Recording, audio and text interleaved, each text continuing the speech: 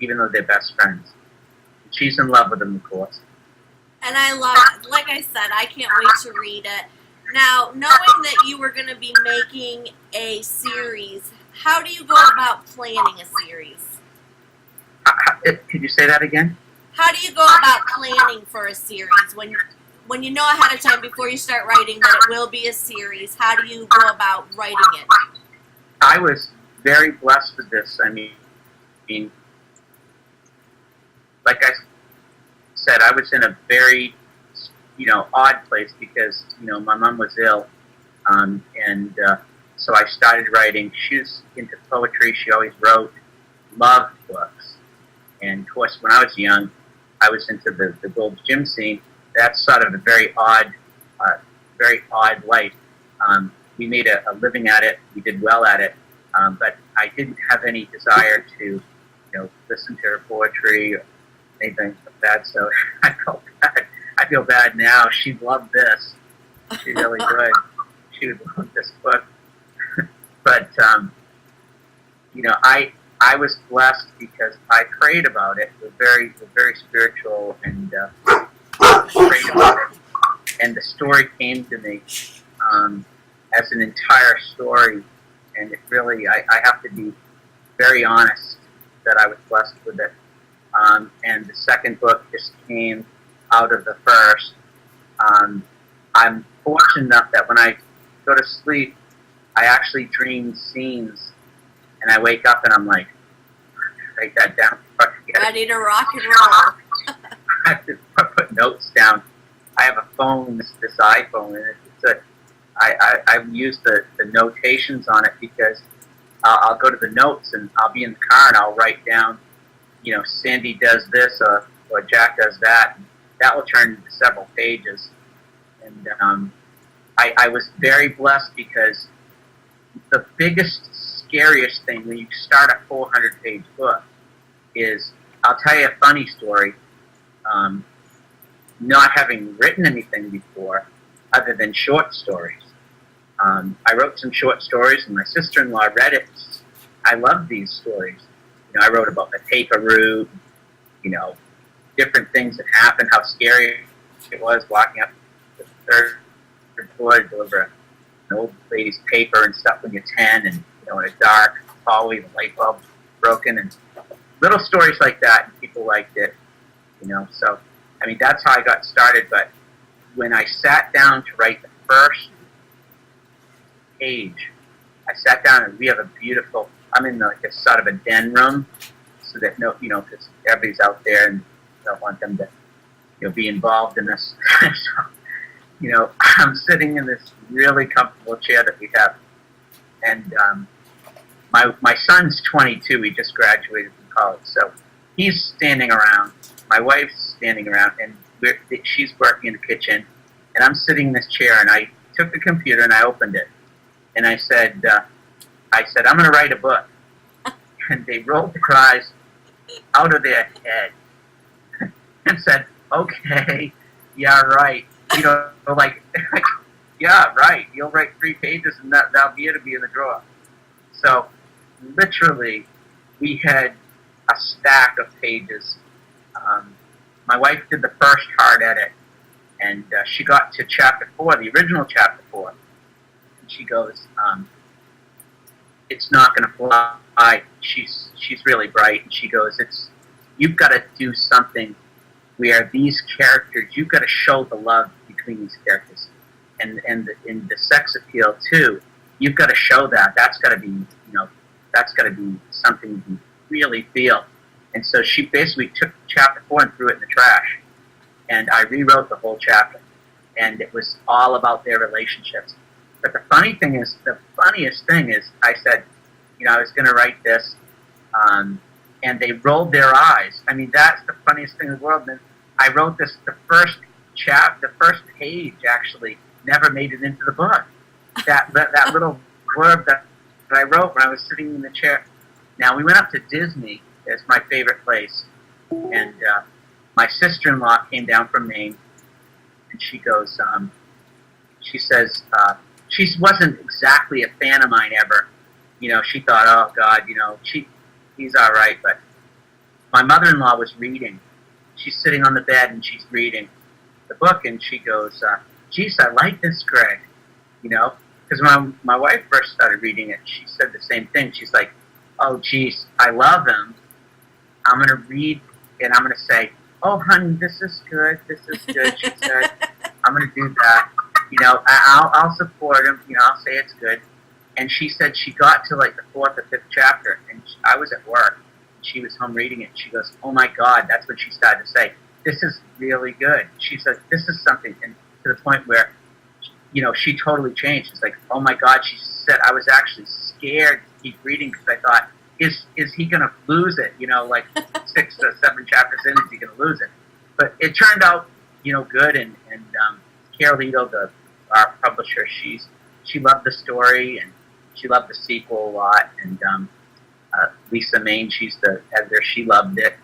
And so we went on from there, you know, with it. But you know, it's been a fun experience, and to actually, you know, get to the point from them rolling their eyes to actually reading a book and holding it in your hand. I said, I just visualized it. I said, we have these nice cassia trees out in our yard, and I said, as soon as this book is done and I'm sitting there with it in my hand, I'm going to go with a lawn chair and actually read this book, you know. And I kept visualizing that every day before work. I'm going to have the book in my hand. I'll be reading it outside. That's awesome motivation. Just to visualize. So what did you find was the hardest part about writing this novel, or this series? The hardest part was the initial edit, the initial editing process, because I learned a lot through the first book. I learned tons going back and forth with the editor, because it took us, everyone was frustrated because it took longer than we thought. Carol wanted the book to be out in November of 2012. It ended up coming out in March, you know, 2013. We went back and forth. There was a lot of editing to do, you know, not so much story, but just to get the book right and everything. And you know, Lisa worked really hard on it, and we went back and forth, you know, in a nice way. And she'd send it back to me and say, geez, Greg, you know, you spelled there wrong. I'm like, well, I apologize. You know, I wasn't thinking. I'm riding along a blue street, you know, and not thinking along those lines. So we go back and forth, and that's the boring part, because now instead of the flow, I'm looking at every word, you know, and saying, okay, did I put it, or it is, or whatever, and all these little things. Now you're reading it in a very slow, methodical way. Plus, I work full time, and at the same time, my true interest was writing the sequel. I was done with the first one, and I loved it, you know, and I like to sit down myself and just read chapters, you know, just for fun. But I don't like to edit. That's not my super fun part. So thank God for them. They took over and did that for me and got it ready. And the second one, I think I've learned a ton, because before I send it in there, I made sure it was really clean. You know? I know, editing is the worst part. I don't think any author enjoys editing. Yeah, I don't think so. So I see you've got a ton of books yourself. So. Well, I'm working on it. Not that many, not yet. What do you find is the hardest part about marketing? That's usually the number one question, and I love author-to-author marketing tips. What is one tip that you can give to another author for marketing? I love the Pinterest.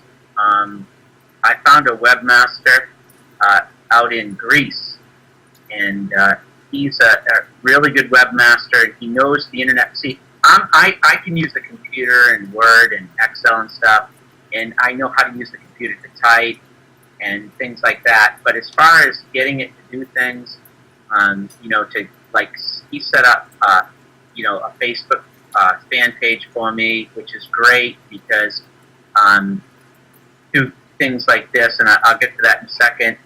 But this type of thing, I took the cover and Pinterest, and I made a video on MSN, with Microsoft, and I made the pictures in the video, but my wife and several friends said, it's a really nice video, but it's too long. It's 2 minutes. It's boring us to tears. So he cut it down to 58 seconds of, really good. And he's good that way. He cut it down, but he also linked it to where it would go at the end. It would automatically go to the book, on Amazon. So that was really, really critical. Now, so the Pinterest is now linked with all the friends and everybody that's following me. And I could show you this phone. I mean, every day, every hour, someone will repin Jack Canon. And now I started doing the sequel. The sequel's coming out in November. But I started doing that for this even earlier for the book cover, because I figured that if people knew there was romance and adventure and sex appeal and things like that, heat with the Jack Canon and his relationship, they would see that and see the sequel and go, oh, I know what it's about now, a little bit better. The sequel is going to help the first book, because I didn't really know to choose the cover properly. I wasn't as powerful, like, oh yes, we need to have something a little sexy on this cover. So I did on the second one. But Pinterest is really good for me. I like it a lot. I love the Facebook fan page because I get to go out there. There's a specialty thing that I use called, it's a mass production where you send out a mass message to all the groups that you're in. And he made that for me. So I can send out a message, like I'm in a contest for best book. And when I was in Gold's Gym, I mean, the marketing, it's not that it's the best book ever. Everyone knows that. But you have to go out there and, I'm not trying to say it's the best book that ever was. That's the contest. Best book ever. I mean, who says that? But that's the thing. So I go out on my fan page and I'll say, I'll pass it out, to 200 groups that I'm in, and that will say, vote for me, go to this site, do whatever. Or it will say, the new book's out. And I'll get a lot of sales that way. It's been down to, even though I'm brand new and unknown, virtually unknown, it's been down as low as number 50 in its genre. So I think with the right amount of work and continuous work for a year, I think it will be doing good. Now, this type of thing that we're doing with you is great, because I think the virtual tour is probably the best thing to do, because then people actually see it. They can read about you. They can read an excerpt. The reviews that you're getting, that's number one. That's the key, because the review is something that entices people to read the book. If the average person doing blogging, if a woman 35 to 55 is the target market for this book, the primary target market for my book is 35 to 55-year-old women, and with a secondary target market would be 18 to 34. That's the target market. So they're going to be looking at the blogs. They're going to be reading the reviews, and that's super critical. So if you're not involved in the book tours and the virtual tours, then you better be on Little Brown and Company and have their 1,000 employees all doing reviews for you, because that's what they do. They'll have all their people do a review before anybody even sees the book. And they're all glowing reviews, and they come out and they'll have everybody in the office do it. So they'll have a book will have 100 reviews, and you go, how's this happen? It just came out. And it's because there's a machine behind it. This gives, what you're doing gives us a chance to, as a virtual unknown, have people start reading it, and we have the hope then that if you do the tours, and what you've given me the chance to do is get those reviews and have people actually reading it and tell their friends. I love that you